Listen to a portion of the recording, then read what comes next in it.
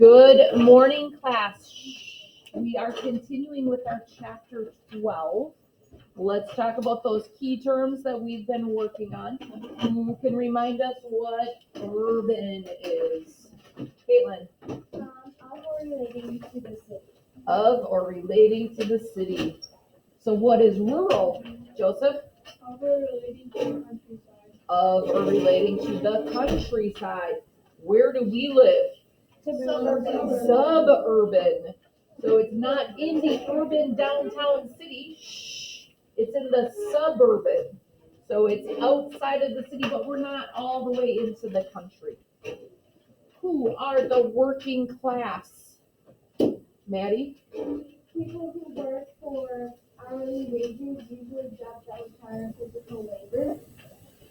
People who work for hourly wages, usually with physical labor. So they're the ones that have to punch in and out every day, and they only get paid for the time that they are working. That is different than somebody who is salaried, where they get paid the same amount every week or 2 weeks. They get paid that same amount.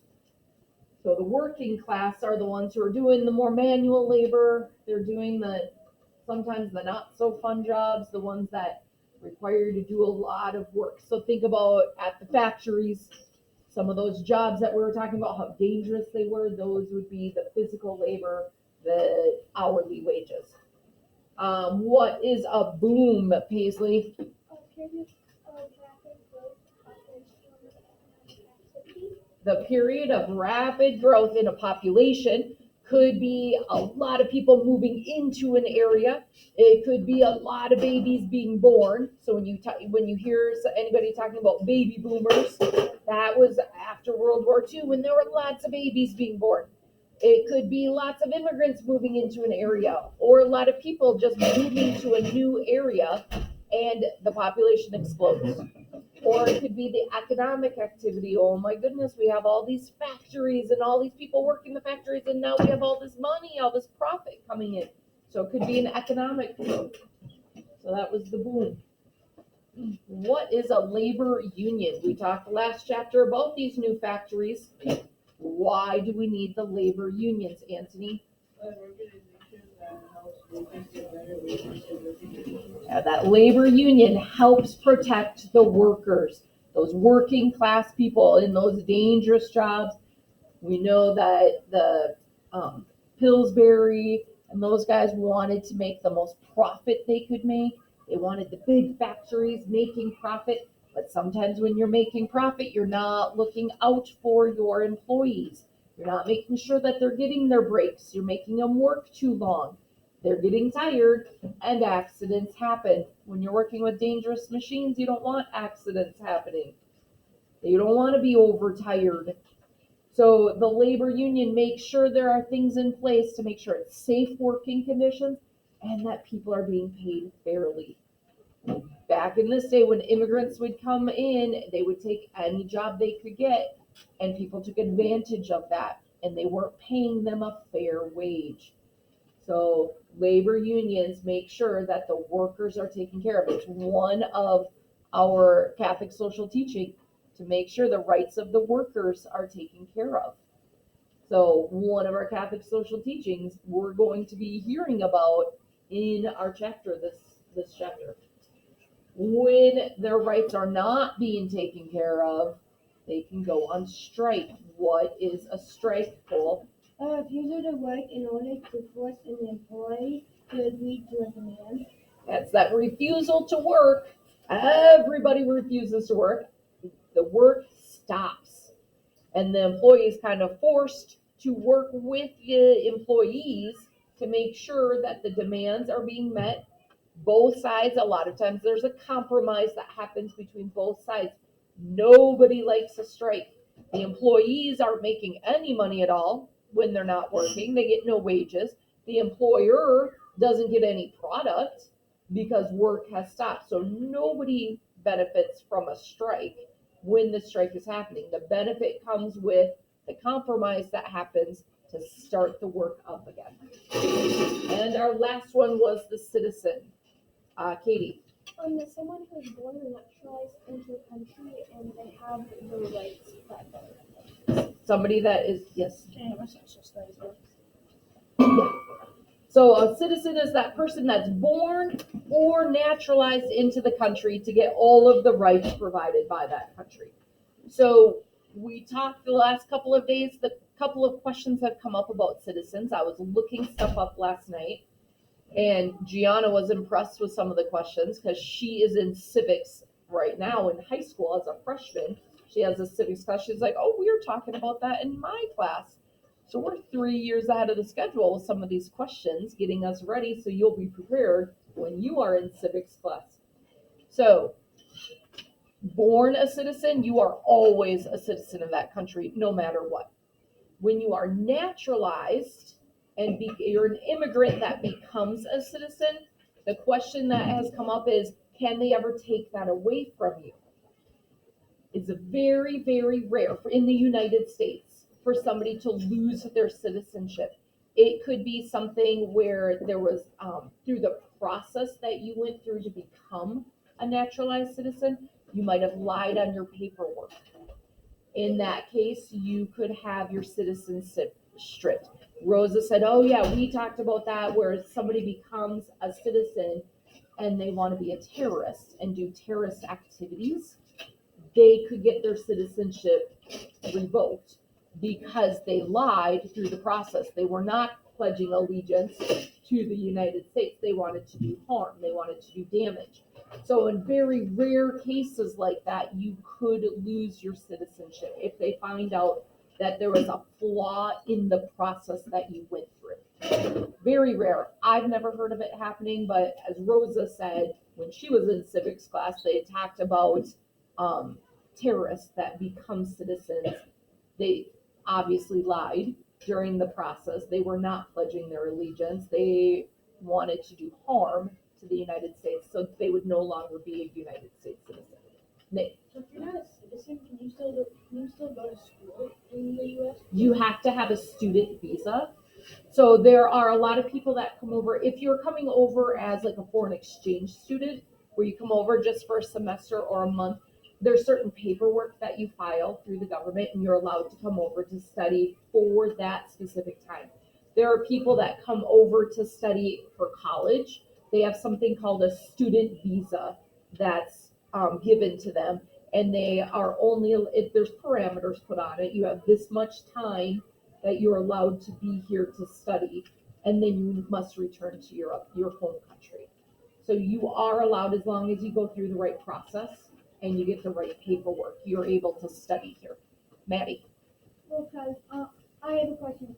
If you marry somebody that is a citizen, do you become a citizen or not? You do not become a citizen, but you're allowed to live here. Oh, okay. Without needing it to live here as an immigrant coming in. You need a visa, like a work visa. You need permission to come into the country, to be here, to work here, to live here.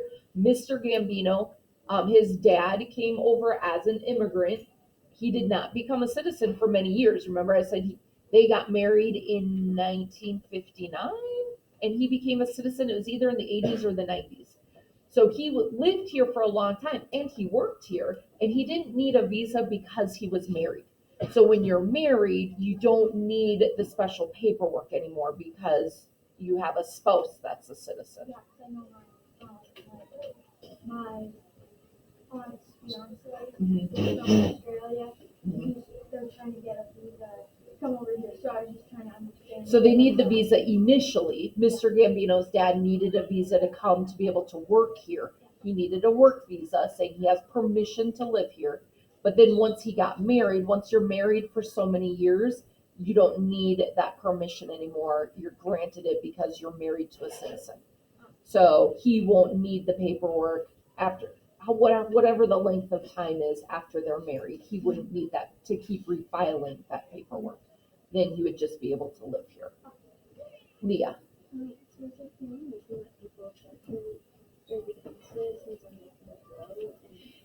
That's the main reason that I know of off the top of my head to become a citizen is so you can vote. There are other rights that are granted to us. Remember, being a citizen gives you the rights that are afforded by the government. So there's other things. I just don't have it at the top of my head, and I want to save some stuff for us to learn about at the end of the chapter. Nick. So if let's say like you have like I don't know a cabin in Minnesota, Mhm. but you're initially from Britain and you are a British citizen, Mhm. how does that work? Like, how do you just come over to the United States and buy a house? Do you still have to get a visa to come? You would just be vacationing when you come over. So you need a visa to be a student to do work here. You need a passport to come vacation here. So if it's for a short amount of time, it would just be the passport. If you wanted to live here at your cabin, then you would need other paperwork to live here. All right, let us open up to our reading that we're doing. So we left off yesterday on page 244, from Slovakia to Bohemian Flats. Let's read that. So Stefan Jakub was about 20 years old when he arrived in Minneapolis in the spring of 1888. He came from a place that he called the Old Country, Slovakia. It's a region of Central Europe that was then part of a nation known as Austria-Hungary. Most of the people of Slovakia were peasants who did not own their land. Remember, that was a big pull for people to come here. The land was affordable. So they wanted to come here so they could own the land. They wouldn't have to rent and pay all of that money to rent out their land. Beginning in the 1870s, thousands of them left their homeland in search of a better life in the United States. Some found it, some did not. Remember, it's risky when you're moving like that. There's a risk. It was a risky journey coming from across the ocean, traveling on the boat. You don't know what kind of weather you're going to have, what kind of storms. Many settled in eastern states where they worked in coal mines and steel mills. Some traveled farther west to Minneapolis, where they found jobs in the busy flour mills and lumber yards. Jakub was among a small number of Slovaks who worked in the North Star Woolen Mill, a factory next to the Falls of St. Anthony that made scarves, blankets, and other cloth products. Representing you at the Capitol in St. Paul. In January 1913, a 44-year-old lumberyard owner named Knud Wayfald arrived in the big city of St. Paul. Wayfald had come from Hawley, a small town of about 800 near Moorhead in western Minnesota. His neighbors there had recently elected him to the Minnesota House of Representatives. Since the legislator did not work at the state capitol in St. Paul is where he went. They did work at the state capitol. In our system of representative government, people in towns do not create state laws directly. Instead, they vote in elections for people to represent them in the Minnesota House of Representatives and Minnesota Senate. Through their representatives, people from towns and cities all across the state are able to have a voice in state government. So I don't go and vote for certain laws to come into place. Adults vote for the representatives who go to the legislators. So they're going to represent us the best that they can. And then when a law is coming up for them to vote on, if I have strong feelings about the law, I really want the law, or I really do not want the law passed, I will contact my representative and I'll say, this is my feelings on this. And so all the people that are contacting the representatives listens to them. And they said, oh, the majority of the people are saying they want this law, so I'm going to vote for the law. Or the majority of people that are contacting me do not want this law, so I'm not going to vote for the law. So the representative has to listen to their constituents, to their people that live in their area that voted for them, and they vote the way the majority of people want them to vote. All right, work in the woolen mill. Work in the woolen mill was hard. Jacob toiled 10 hours a day washing blankets in a dim, damp basement room. So think about how long we're here in school. School starts at 7:40 and we're done by 1:40. So 8:40, 9:40, 10:40, 11:40, 12:40, 1:40. That's 6 hours. We work for 6 hours in school. He was working for 10 hours. So that's almost twice as long as what we're in school. That's a very long time. And he was doing labor. He wasn't just sitting at the desk and listening or moving around, doing some activities. He was working. Think about how long that would be. Now, a typical workday is 8 hours long. So this was longer than what a factory worker would be working now. The washing and drying machines were loud and hot. Remember that one day it was really hot in this room and we're all like, oh my goodness, it's so hot in here. What's going on with the heat? It was like that every day for 10 hours. The temperature inside the room was close to 100 degrees. And here that day it was probably 80 degrees. This was 100 degrees every day he's working in there.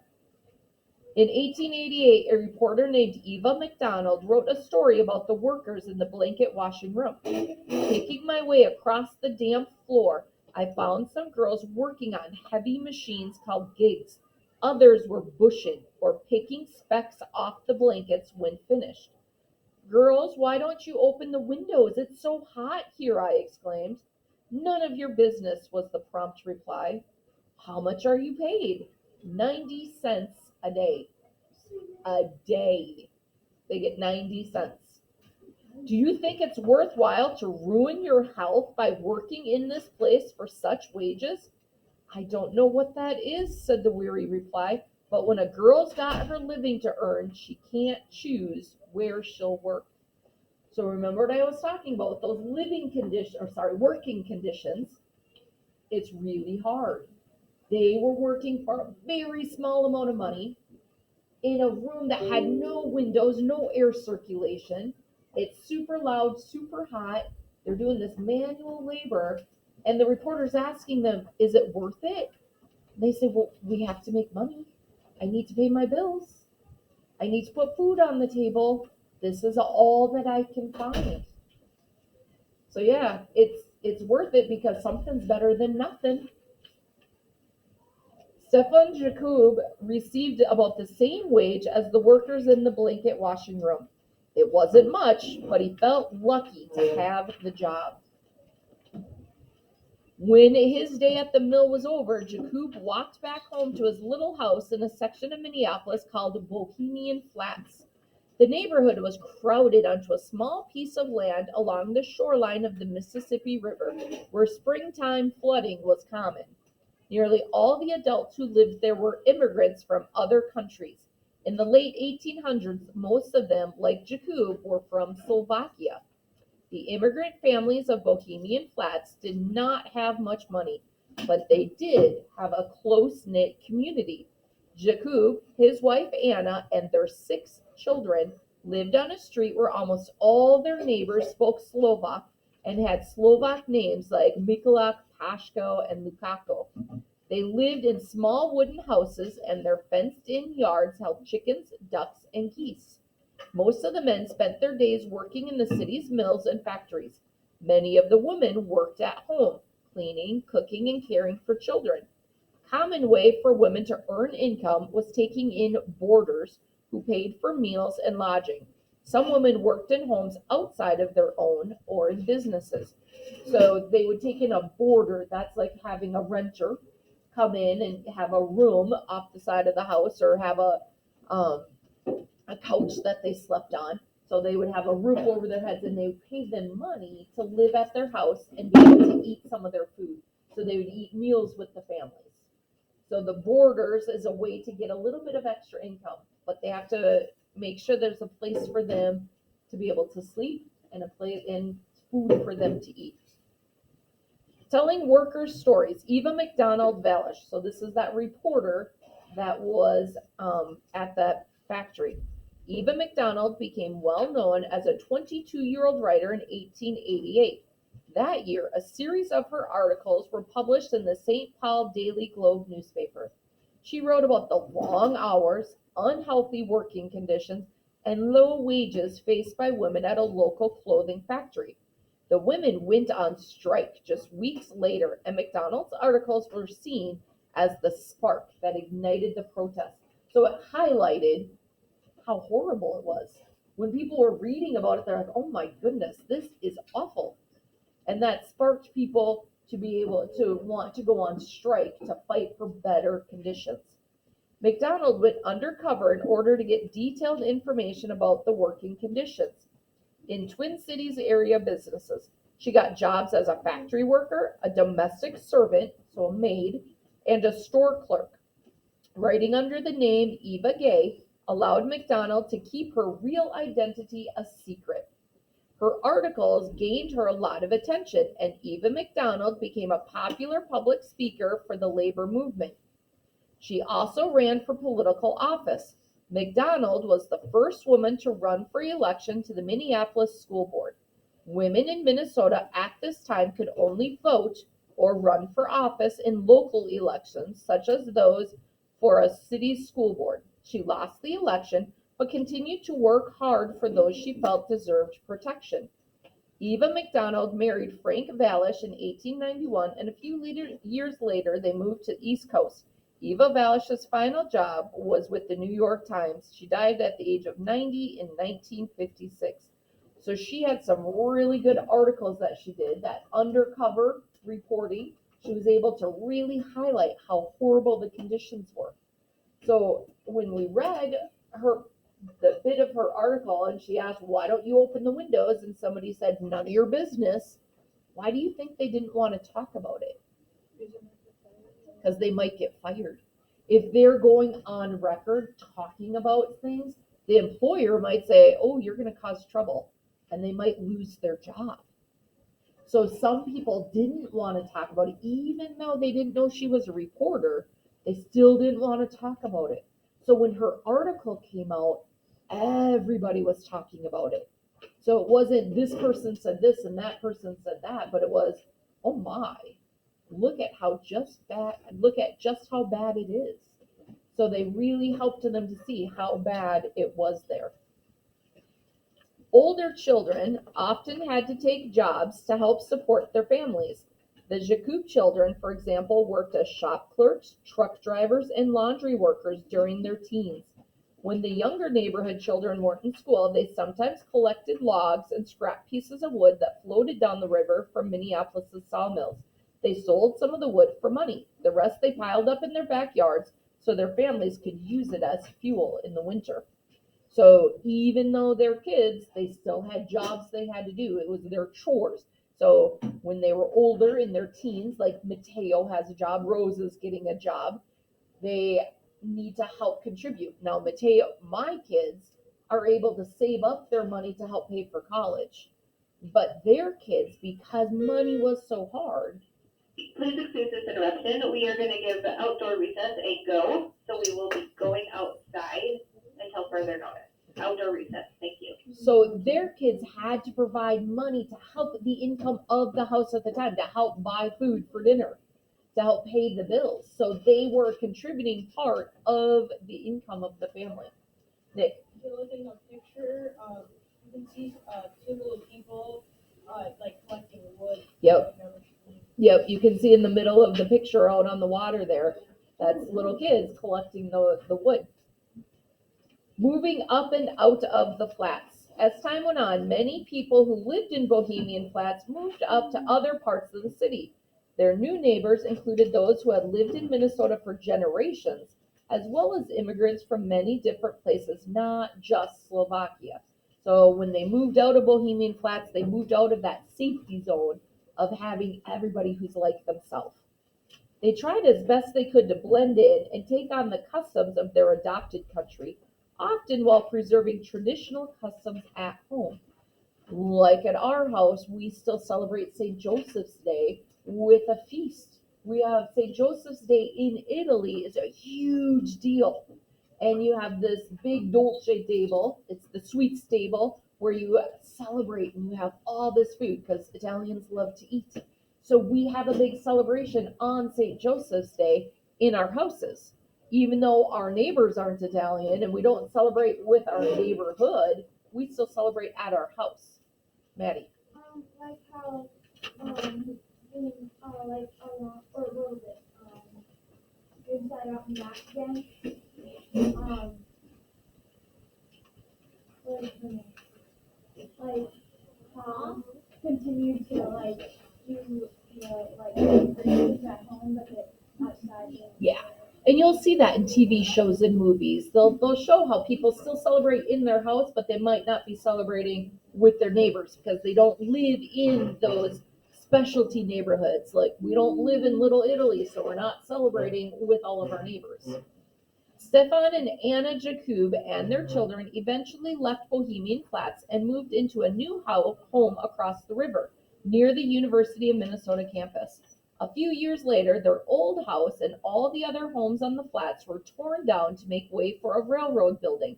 By that time, the Jakubs had changed their name to one they thought sounded more American, Jacobs. So sometimes people change their name. I know my grandpa, his last name, when they immigrated over from Croatia, his last name was Pavleski.